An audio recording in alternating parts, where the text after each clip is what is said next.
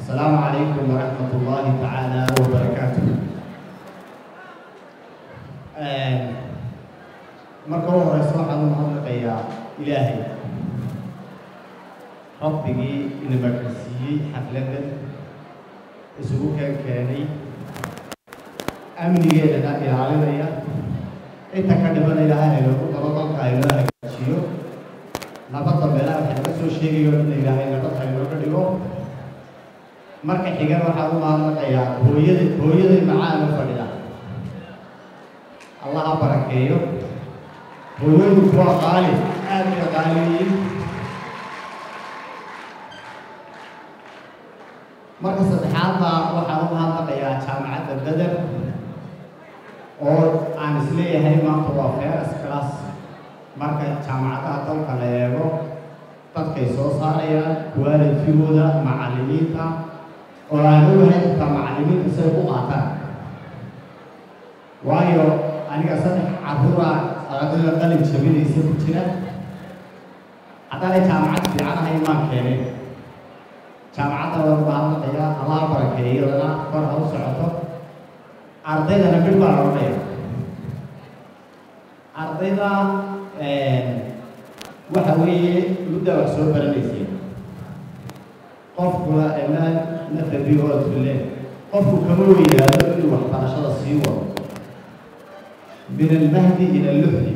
وإلى حركة إلى غرب الدنيا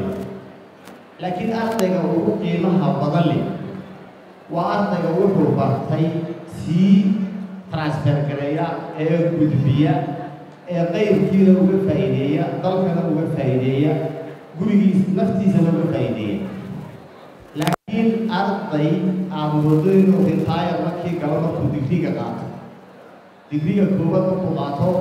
أيوة مقاحية فريسانية واحد وقت دير بر وجود دالي شغلات السنة ضغط السنة حصول برنيسي أدو أنت وحصول برنيسي حتى تقام بمركي وكشف بالقوة لا تلقي من ما فريسين هاي وموضوع ما وقتي دليرات وقول في وتضمات أي كثير حتى أنا كلام ضمني برنامج هي فلرت ليش كي سويا عي مقاحية فريسو يا يوم مقام waxaad arkaysaa inka xirfadaha oo kale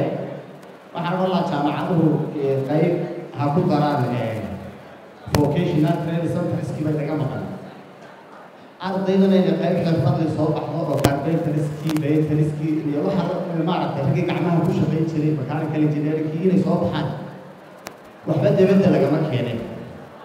ardayda waxaa leeyahay hore u socda waalidkii inta ay ku soo turcayeen ka farxiya dalkana ka farxiya mutamassikiin noqda diintana midigta ku haysta sababku waxa badbaadaya qofka diintiisa ku adag social media ha iska ilaaliya inta wanaagsan ka qaata isagu waa silax duro xadeyn waa mid lama afle